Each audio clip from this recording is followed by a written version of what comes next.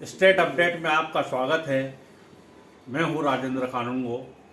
मेरे साथ प्रदेश के बड़े वरिष्ठ पत्रकार डॉक्टर शिशिर उपाध्याय उपस्थित हैं। उनका स्वागत है। उपाध्याय जी, आज मध्य प्रदेश में भारत के प्रधानमंत्री नरेंद्र मोदी जी का प्रवास है। शहडोल क्षेत्र का उनका प्रवास है, खास करके शहडोल का। अभी हाल ही में वो भोपाल होकर के गए हैं, लेकिन उस दिन मौसम ठीक ना होने के कारण उनका शहडोल का प्रवास स्थगित हो गया था, जो आज पूरा हो रहा है। अभी कल के दिन जो बीता हुआ कल है, उसमें पार्टी के अध्यक्ष नड्डा जी का प्रवास था खरगोन का, और आज शहडोल क्षेत्र में जो आदिवासी क्षेत्र आता है उसमें प्रधानमंत्री जी का प्रवास है। तो इस आदिवासी क्षेत्र के प्रवास को साधने का जो मंतव्य दिखता है भारतीय जनता पार्टी का, आपका उसमें क्या कहना है? क्या मतलब आप सोचते हैं इस चीज़ को? बिल्कुल, बहुत सार्थक डिस्कशन हो रहा है। और इसमें जो आपने बात प्रधानमंत्री जी और जेपी नड्डा जी की, भारतीय जनता पार्टी के लगातार मध्य प्रदेश में दौरे, पिछले 3 महीने में प्रधानमंत्री जी की कई यात्राएं मध्य प्रदेश में हो चुकी हैं। भोपाल में ही ये जल्दी दूसरी यात्रा थी। इसके पहले भी वंदे भारत को झंडी दिखाने के लिए यहाँ पर आए थे। और अमित शाह आ चुके हैं। अमित शाह भी अभी मध्य प्रदेश का दौरा करके जा चुके हैं। जेपी नड्डा जी कर रहे हैं। मुझे ऐसा लगता है सर कि हमारे दर्शक ये समझ रहे होंगे कि केंद्रीय हाईकमान की तरफ से, चूंकि पार्टी में एकमात्र लोकप्रिय चेहरा है और जिसके नाम पर वोट मांगा जा सकता है, वो है प्रधानमंत्री माननीय नरेंद्र मोदी जी।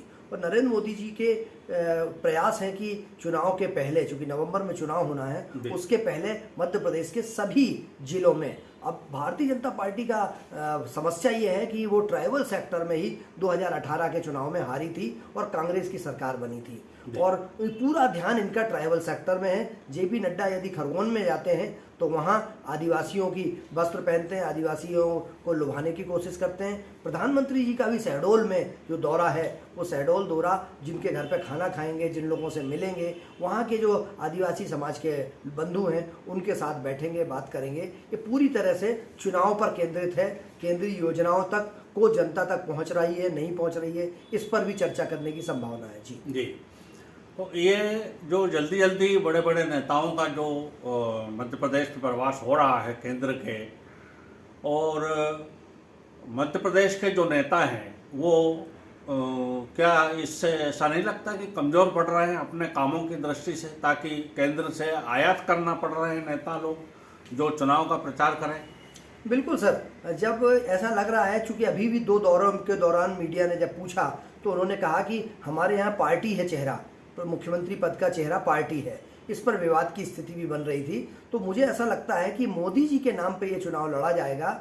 18 साल की सरकार में भारतीय जनता पार्टी के लिए बताने के लिए बहुत ज़्यादा ऐसे कोई काम नहीं है, क्योंकि वो जो काम लंबे समय से करते चले आ रहे हैं। अगर ये सब लगातार सुशासन की बात चल रही है तो आज लाडली बहनों के उद्धार के लिए उनको 1000 रुपये देना क्यों पड़ रहा है? दूसरी सर, जब केंद्र में यही माननीय मोदी जी ने कहा था कि ये रेवड़ी कल्चर खत्म होना चाहिए, यही जेपी नड्डा जी ने रेवड़ी कल्चर की बात करी थी, और वही पहुंच के लाडली बहनों को 1000 रुपये बिना किसी काम के देने की बात करते हैं। तो ये पार्टी के अंदर इस बात पे भी डिस्कशन चल रहा है कि शहडोल में जो लाडली बहनों को दिया जाएगा, या किसानों का जो माफ़ किया जाएगा, या दूसरे अन्य माध्यमों से स्कूटी देने की बात की है। जो टैक्स पेयर हमारा है, जो टैक्स देता है, उससे कोई नहीं पूछता है।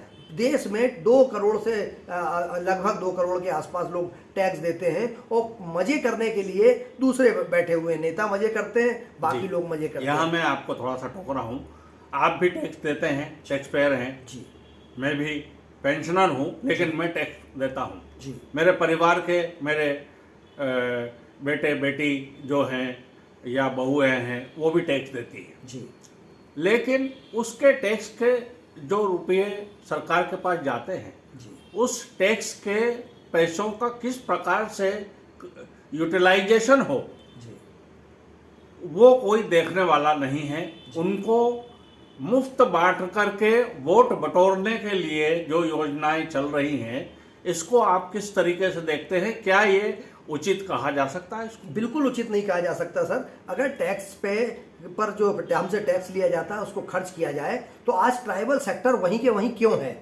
आज अगर मंडला, झाबुआ, अलीराजपुर, अनूपपुर, शहडोल, डिंडोरी, खरगोन, बड़वानी, इस पूरे इलाके में जाएं तो आज भी ट्राइबल सेक्टर के तन पर पूरे कपड़े नहीं हैं। एक लंगोटी लगाए जंगल में घूमता है, उसको मूलभूत सुविधाएं नहीं मिली हैं। कितने बड़े बड़े दावे कर रहे हैं। शायद ये चाहे वो पुरानी सरकार रही हो कांग्रेस की या वर्तमान सरकार, जो वर्तमान तो नहीं कह सकते लेकिन इसको भी काफ़ी लंबा समय हो गया, तो ये सरकार ये उनको ऐसा ही दर्शाना चाहती है ताकि ये लगे कि ये सबसे पृथक है, इनका कल्चर अलग है। उसके कल्चर के नाम पर उनकी गरीबी को जो है वो कभी मिटाना नहीं चाहती। क्या ये मंशा है क्या? बिल्कुल सर, आपका कहना बिल्कुल सही है। सरकारें सिर्फ दिखावा करना चाहती हैं, राजनीतिक दल सिर्फ दिखावा करना चाहते हैं। उनका उद्देश्य सिर्फ ये होता है कि हम प्रोपोगंडा करें, इवेंट बनाएं। जितना पैसा विज्ञापनों में, जितना पैसा बड़े इवेंट करने में खर्च किया जाता है, मुझे लगता है उससे बहुत सारे आदिवासी परिवारों में, बहुत सारे निर्धन गरीब जिनको ज़रूरत है, उनकी जो ज़रूरतें वो पूरी की जा सकती हैं। जैसे हमने देखा बड़े बड़े कार्यक्रम जब होते हैं तो आदिवासियों को उसमें बुलाया जाता है ताकि वो उनके नृत्य प्रस्तुत कर सकें और वो उसको बड़े अच्छे ढंग से कार्यक्रम को दिखाने का प्रयास किया। तो क्या आदिवासी एक प्रकार से इनके लिए दिखावे की वस्तु हो गए हैं क्या?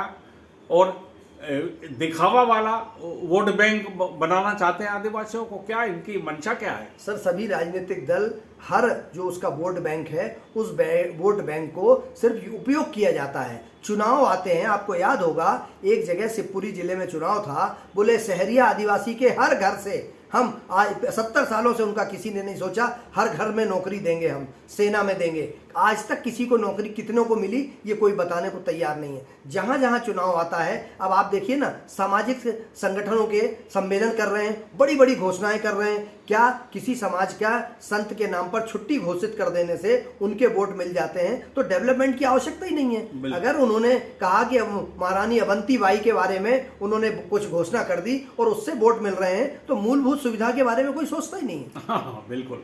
आजकल जो है वो ये लोक बनाने का एक महाकाल लोक बनाया है, उसके बाद से ये कल्चर चल पड़ा है कि जहाँ भी जाएंगे वो मंदिर का या वहाँ के ऐतिहासिक चीज़ का उसका वो बनाएंगे।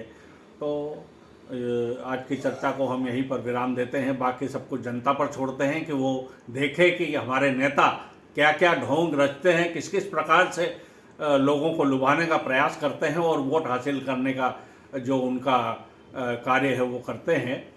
और आज की चर्चा को यहीं विराम देता हूं मैं। आपका आने का बहुत बहुत धन्यवाद। और साथियों, यदि ये आपको हमारी चर्चा पसंद आई हो तो कृपया इसे लाइक करें, शेयर करें और अधिक से अधिक जो है सब्सक्राइब करें। अब हमें दे आज्ञा। नमस्कार।